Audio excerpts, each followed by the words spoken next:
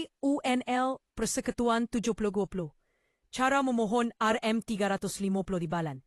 Hai semua, tahukah anda bahawa bantuan Persekutuan 7020 menawarkan bantuan kewangan sebanyak RM350 di Balan untuk golongan B40 dan M40.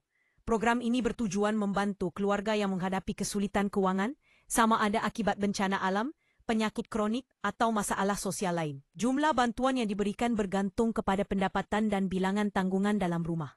Kalau pendapatan isi rumah anda tidak melebihi N4,850 di Balan B40 atau 10,000 di Balan M40, anda layak untuk memohon. Untuk memohon, pastikan anda memenuhi syarat kelayakan yang ditetapkan. Anda perlu menjadi warga negara Malaysia dan tidak menerima bantuan lain daripada Jabatan Kebajikan Masyarakat. Bagi yang terjejas akibat bencana alam atau mengalami masalah kewangan, anda juga boleh memohon.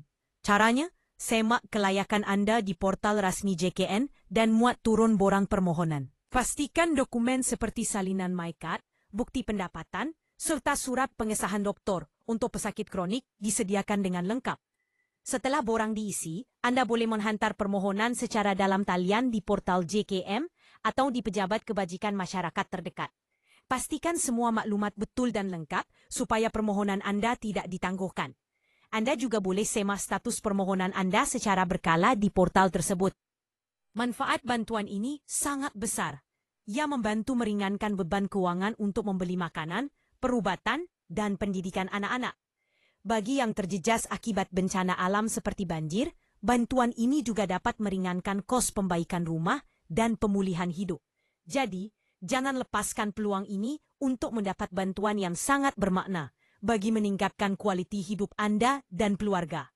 Jangan tunggu lagi. Semak kelayakan anda dan mulakan permohonan segera. Untuk maklumat lebih lanjut, layari portal rasmi JKN sekarang.